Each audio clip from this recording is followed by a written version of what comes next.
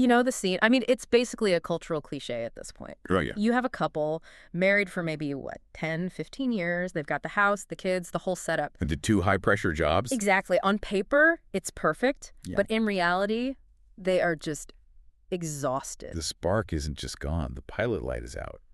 And nobody can remember where they put the matches. Right. They're just efficient co-managers of this little logistics company called The Family. And they barely make eye contact over dinner because they're too busy coordinating schedules. So one of them gets a bright idea, a sort of Hail Mary pass. Let's open up the relationship. Let's bring in some new energy to save this marriage. The classic relationship broken, add more people strategy. We see it everywhere. It's a massive trope. It really is. But today, we're doing a deep dive into a stack of documents that argues, and quite brutally actually, that this strategy is almost guaranteed to fail. And not just fail. Fail spectacularly. We are looking at a really fascinating set of internal documents from the Blossom Society. For anyone listening who might not know, this is a community dedicated to ethical non-monogamy, or ENM. Yeah. We have their public 2025-2026 vision and ethos docs, which are interesting enough, but, and this is where it gets really juicy, we also have a leak. We do. A verified internal email chain between their C-suite. Yes. We're talking the CEO, the COO, and the head of coaching, all debating this radical new strategy behind closed doors. And reading through these emails, it really felt like being a fly on the wall during a very, very tense boardroom meeting. Oh, absolutely. Because they're debating a strategy that just flips that whole save the marriage trope right on its head. Right. Their internal motto, which, pops up in the CEO's opening memo, is just incredibly blunt. What does it say? It says, ethical non-monogamy is not a resuscitation tool. It is an amplifier. An amplifier. I love that image. Let's unpack that for a second. It's the core thesis of everything we're looking at today. If your foundation is solid, if you have trust, communication, intimacy, E&M can amplify that. Makes it bigger, richer? Exactly. But if the foundation is cracked, if you're in what they call survival mode, which we'll get to. Right? E&M doesn't fix it. It just spotlights those cracks. It puts a giant neon sign pointing right at all the problems. Often publicly and often disastrously. So the Blossom Society is asking this really difficult question for a business. Which is? Can a platform designed for non-monogamy actually force couples to be more monogamous and, focused inward before they're ever allowed to look outward? It's like a gatekeeper for your own relationship health. So, okay, let's get into the details. First, we need to understand what the Blossom Society actually is. Yeah. Because reading through their vision document, this does not sound like your typical swipe left, swipe right dating app. No, and they are very, very careful to distinguish themselves from that. The founder, a guy named Neil Coughlin, uses this elaborate extended metaphor. The garden. He describes the platform not as a dating site, but as a coaching-led ecosystem. It sounds a bit flowery, pun intended, but when you actually read the breakdown, the logic is pretty rigorous, isn't it? It is. Coughlin argues that connection requires preparation. You need rich soil. You need boundaries.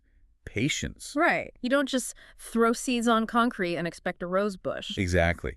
And the way they segment their users fits this metaphor perfectly. Okay, let's break that down because it's quite specific. They put single women as the heart of the garden. Yes.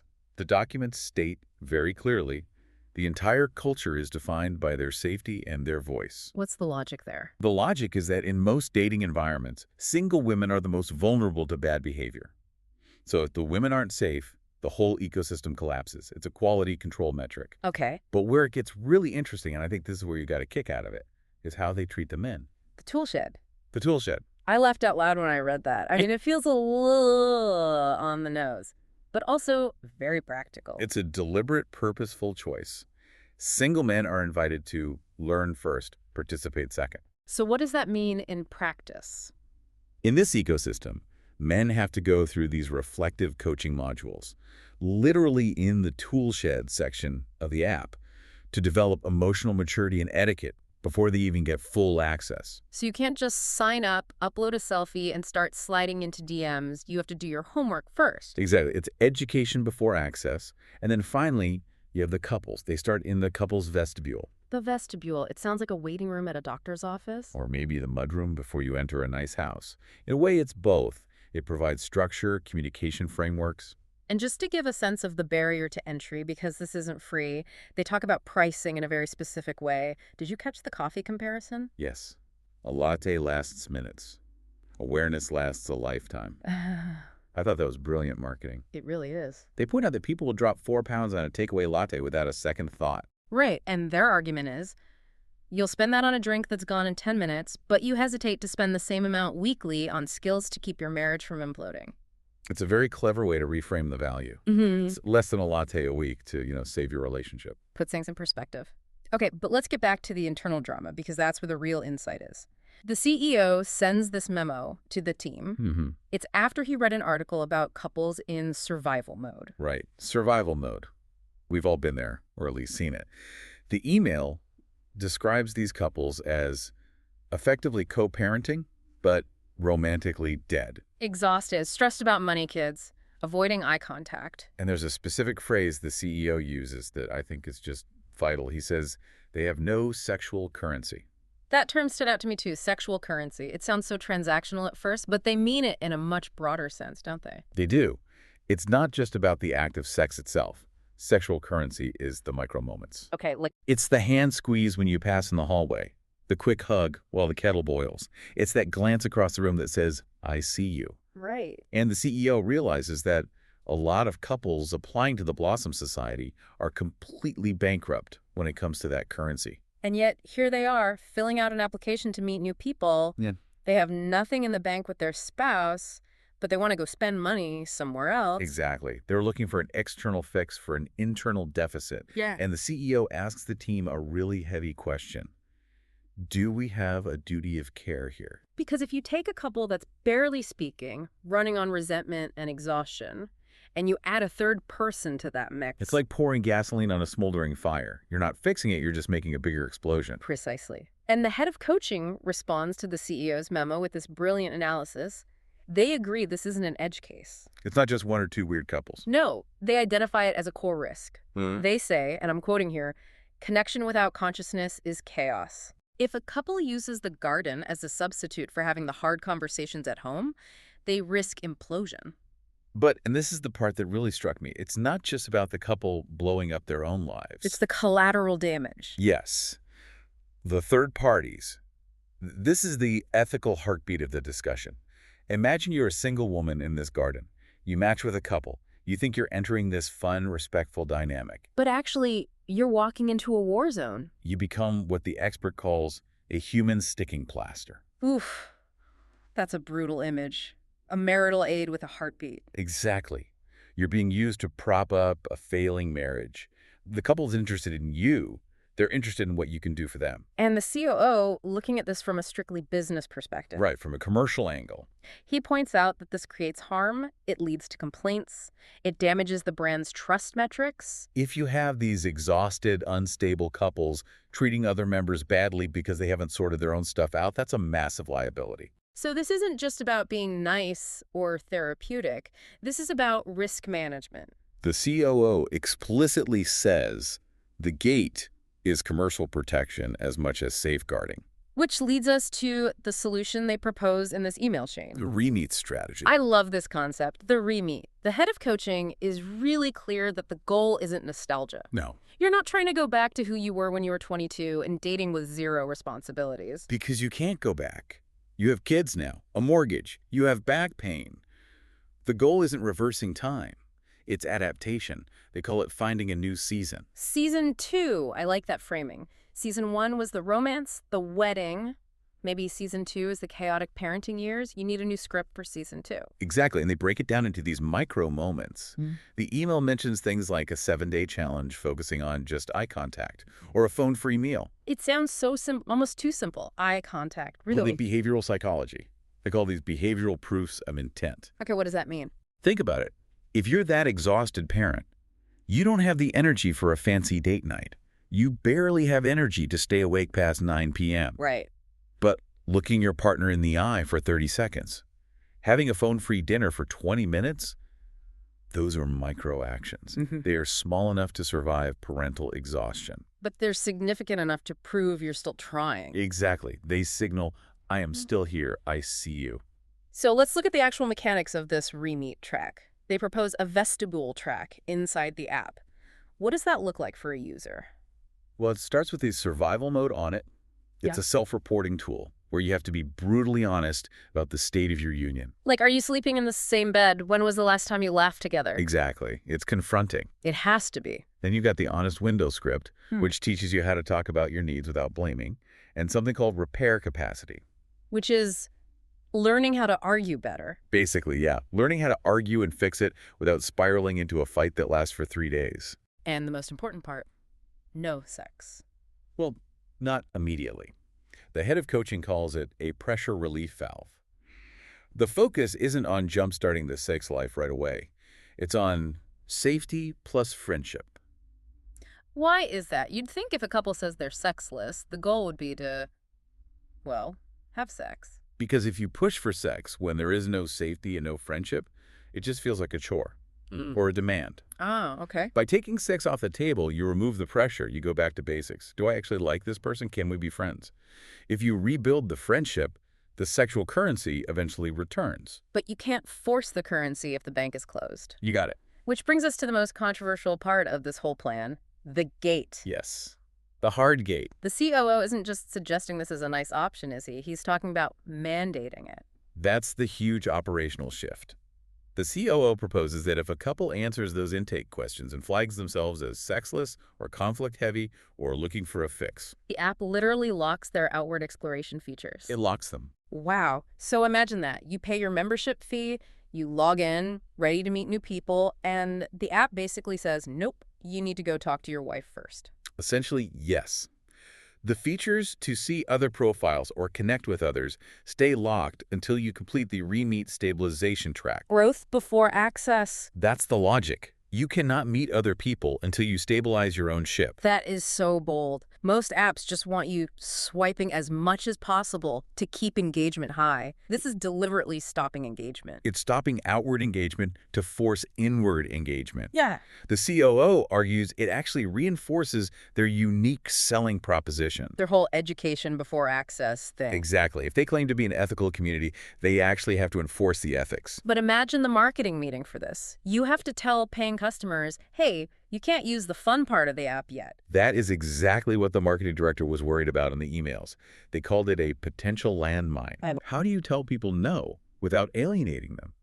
They were terrified of churn people just canceling their subscriptions in anger. So what was the solution? How do you sell a lockout as a feature? It's all about framing. The season 2 frame. Ah. Instead of saying, your marriage is broken, go fix it, they say, you're entering season 2 of your life. Let's establish new agreements for this new season. That's smart. It Yeah. makes it sound aspirational rather than clinical. And that distinction, clinical versus coaching, is crucial for them legally. They are very clear in these emails that the Blossom Society is not therapy. Right, they say that explicitly. We are coaching-led, not clinical care. If a couple reports depression, abuse, severe distress, the protocol is to signpost them out to professional help immediately. They're drawing a hard line. They're a gym for relationships, not a hospital. They Right. teach skills, they don't perform surgery. I want to go back to that internal motto you mentioned at the start. We only invite couples outward once their roots are watered. It's such a consistent philosophy through all these documents. It really is. And it challenges that consumer mindset we usually bring to dating apps, you know? Usually we think, I pay my money, I get the product. Here, the product isn't just access to people. The product is the standards of the community. And by gating access, they're protecting the value of that community. It's just like the tool shed for the single men. You have to prove you know how to behave before you get to come to the party. Right. And for couples, you have to prove you're stable enough not to hurt anyone, including each other. Exactly. If the garden is full of desperate, unhappy people hunting for a distraction, the value goes to 0. But if it's full of self-aware, stable people, the value is high. So what does all this mean for the listener? I mean, most of us aren't planning to join a non-monogamy community. No, but the principles here are universal. Whether you're monogamous or not, that concept of survival mode is so real. The idea that we try to distract ourselves from disconnection with novelty, a new hobby, a new job, or in this case, a new partner, that's a very human tendency. We distract ourselves with work, with scrolling on our phones, with our kids. And in this specific case, with the idea of new relationship energy, It feels like a cure. It gives you that dopamine hit. Hmm. But the Blossom Society is trying to use technology to interrupt that tendency. They're trying to automate emotional intelligence. Yes, they're using UI/UX design the gate to enforce relationship health. It's a fascinating experiment.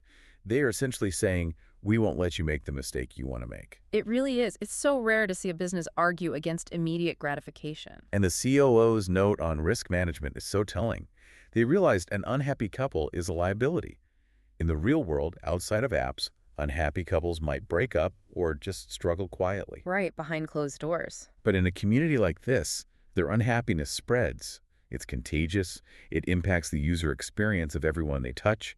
So duty of care becomes a business imperative. That's a powerful takeaway. Your relationship health isn't just your private business. If you bring it into a community, it becomes everyone's business. And that's why the re-meet strategy is so focused on those tiny, tiny moments. They aren't asking for grand gestures. No, they're asking for a 20-minute check-in, a phone-free meal. They're asking you to look at your partner and actually see them again. Behavioral proof of intent. I'm going to remember that phrase. It's not about promising to do better. It's about doing the small thing right now that proves you want to be there. Precisely. And if you can't do those small things, if you can't manage a hand squeeze or a kind word, then you are certainly not ready to manage the complexity of multiple relationships. It's the crawl before you walk philosophy applied to polyamory. Or water the roots before you pick the fruit, to stick with their metaphor. So we've gone from a couple in survival mode, looking for an escape, to a platform that says, stop, look at each other, fix the foundation first. It's a surprising stance for a tech company. It is. It suggests that maybe the next wave of social tech won't be about connecting us with as many people as possible. But about helping us connect better with the people we already have. It's a hopeful thought, but it also puts the responsibility back on us, right? The app can provide the gate, but we have to do the work to get through it. The app can't have the hard conversation for you. Exactly. Which brings us to the end of our deep dive today. We've looked at the garden, the vestibule, and the gate. We've seen how the Blossom Society is trying to engineer ethical behavior through really strict operational protocols. And we've seen that even in the world of non-monogamy, the primary relationship is still the anchor. If that anchor is loose, the whole ship just drifts. So I want to leave you with a thought today. We talked about how this app uses a quiz to decide if a marriage is too fragile for the real world of dating. It's an algorithm making a judgment call on a human connection. It raises a big question. It does. If a dating app can identify that a marriage is on the rocks based on a simple intake quiz, something we might be denying to ourselves, what does that say about our own ability to self-assess? Are we honestly looking at our own relationships? Exactly. Are we really looking for connection, or are we just looking for a distraction from the work required to maintain the connections we already have? That is the question. Something to think about. Thanks for listening to this deep dive. See you next time.